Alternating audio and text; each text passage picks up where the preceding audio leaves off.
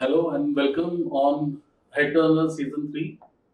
We have a very important guest today, Dr. Sundaraman. Welcome, Dr. Sundaraman. Thank you. He is a managing director for SHIVA and also chairman for SIMA. He is one of a knowledge bank on technical textiles, on man-made fiber and man-made fabrics. So we're going to have a lot of discussions today, and hopefully it will give a lot of insights and new vision to our members and industry at large. So quickly, Dr. Raman, if you can just give me introduction, which I have not said. Thank you, Ramanji. Firstly, it's a pleasure being on this forum. I've seen a lot of distinguished speakers on this forum, and I'm sure it will be a great knowledge sharing session for all of us. And in the process, I think I'll also learn a little bit. So, SHIVA TEXYARN, the company I run, we are based out of Coimbatore, and we specialize in technical textiles, particularly in the areas of coating and lamination of fabrics. A lot of fabrics we make go into industrial purposes, but also into apparel, specialty and functional apparel. We are also specialist confectioners of technical textile garments, particularly for the cold weather clothing sector, as well as for the chemical biological warfare sector. That's predominantly a military and army-based activity. We do a range of products in man-made fibers, particularly in athleisure and in knit fabrics. And we consume a lot of man-made fibers for the outer jackets and product ranges that we put together. I'm the former chairman of the Indian Technical Textile Association, in which capacity I have had a broad overview of the technical textile industry in India. And currently I chair SIMA, the Southern Indian Men's Association, which primarily deals in cotton yarn, viscose yarn, and spun yarn. So that's my background, and once again, it's a pleasure to be here. So, Dr.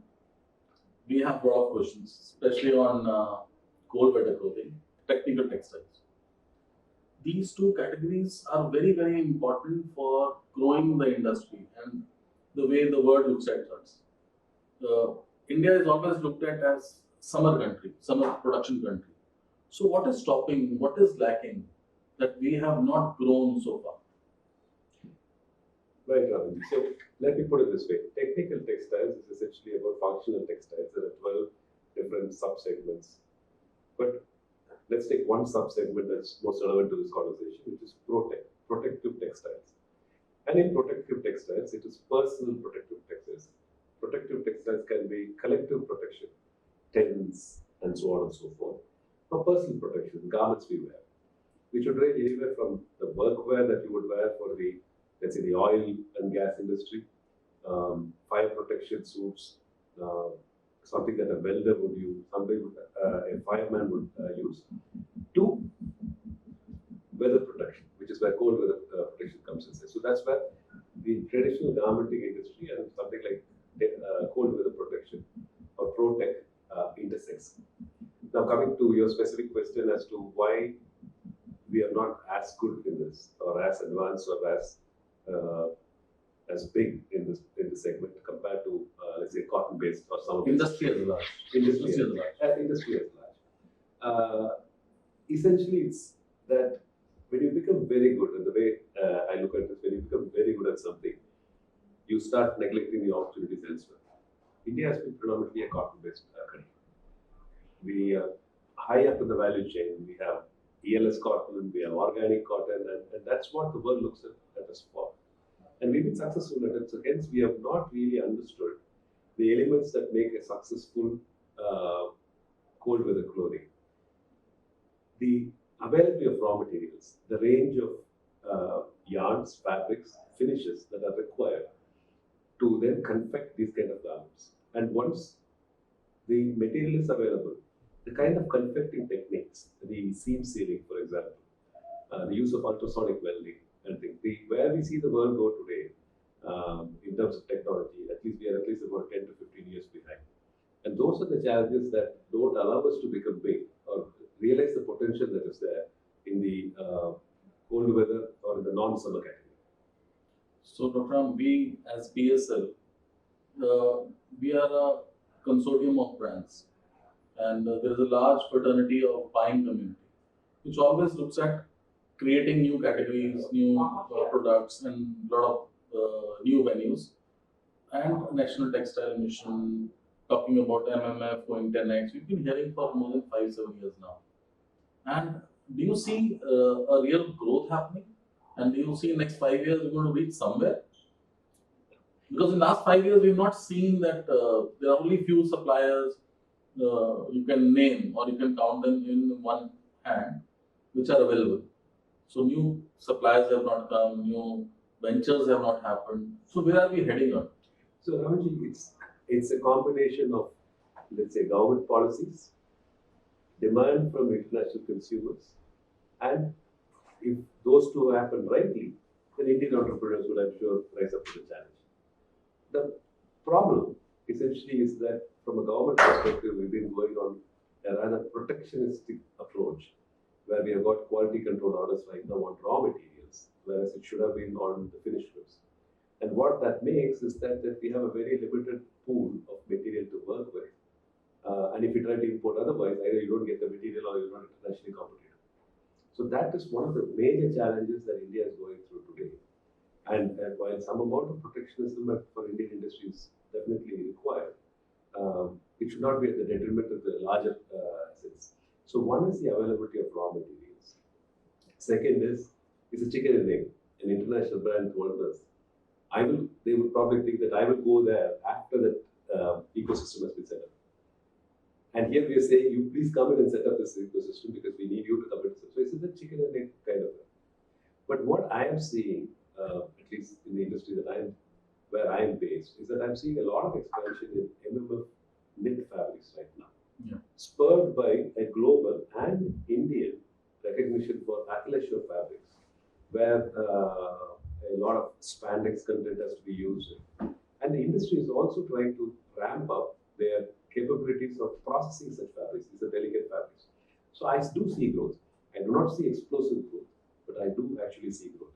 And if you were to ask me what is required, I would say very open policies in terms of availability of raw materials would essentially be the first step in my opinion in making India going faster in that area.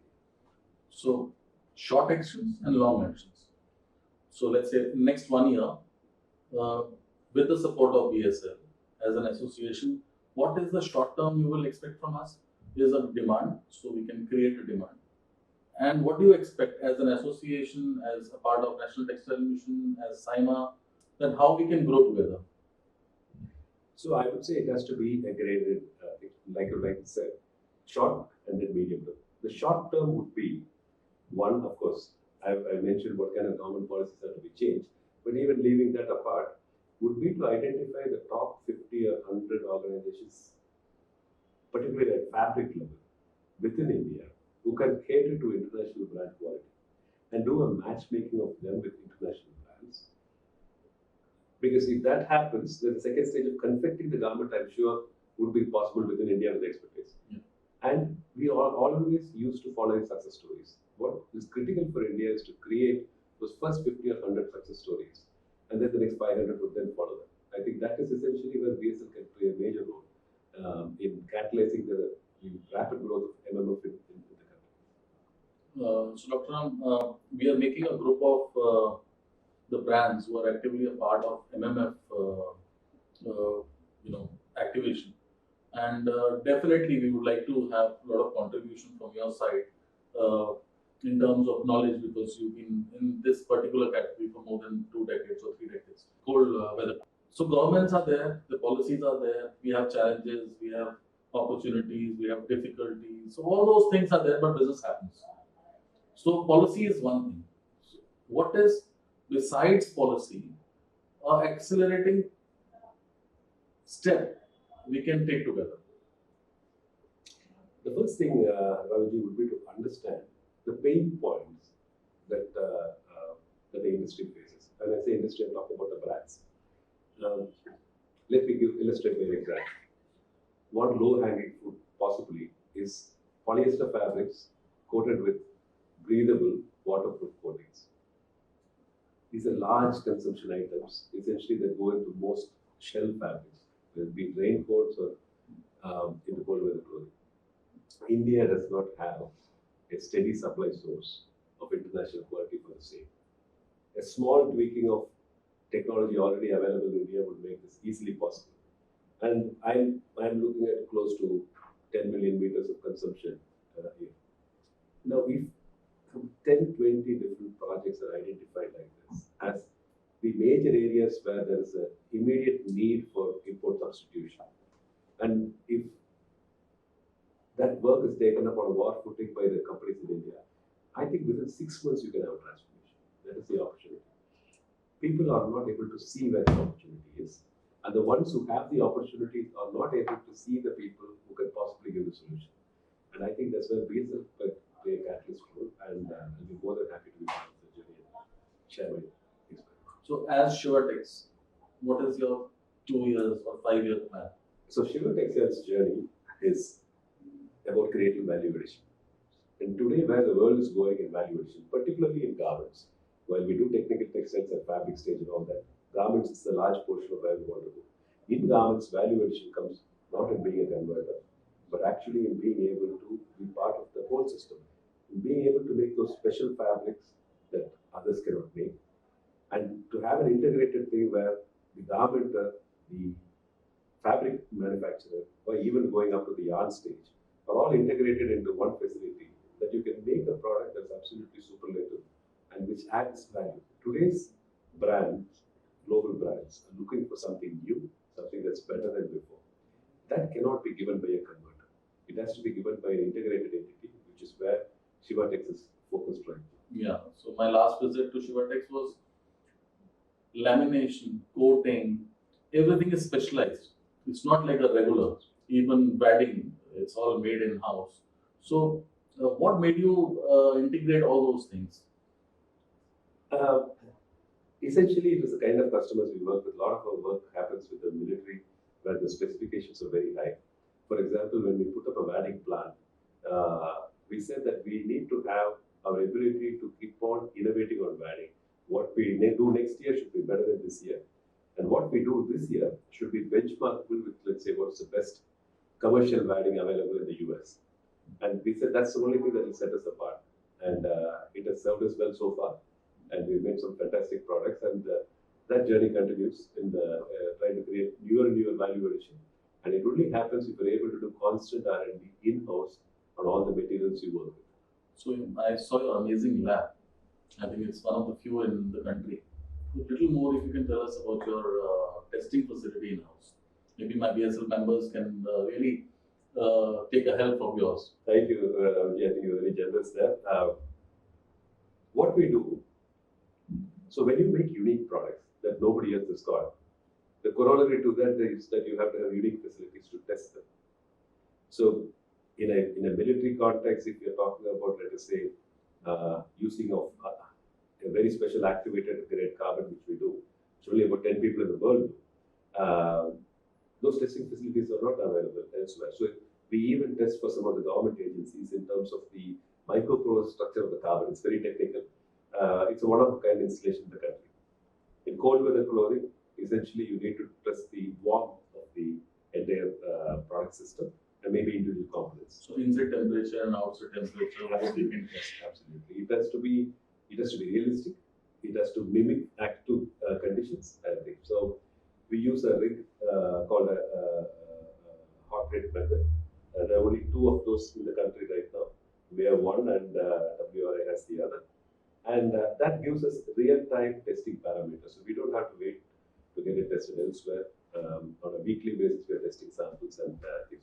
So if you are aspiring to create products that nobody else is creating, then the corollary is that you have to have equipment that nobody else has got to test them. Great.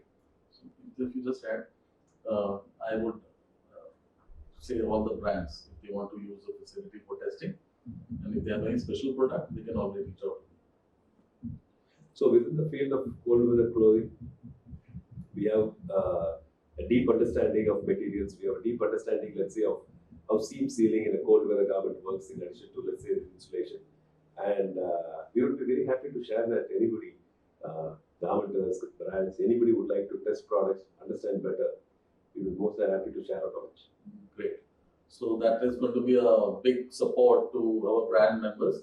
And if they want to test any fabrics or any garments, explore new categories, you're a knowledge bank, but you're also offering a facility for testing, which is a big cost. I think that's going to be a big support. Well, thank you, Dr. Ram, for showing your important views. We'll be troubling you again and again. And I'm sure my few members would like to reach out to him. They can always contact Vipin and our secretarial office to contact Dr. Ram. Thank you, Dr. Ram. BSL is doing a great job in taking Indian companies' export potential to the next level. I'm very happy to be part of this. It's a big pleasure being here. Thank you.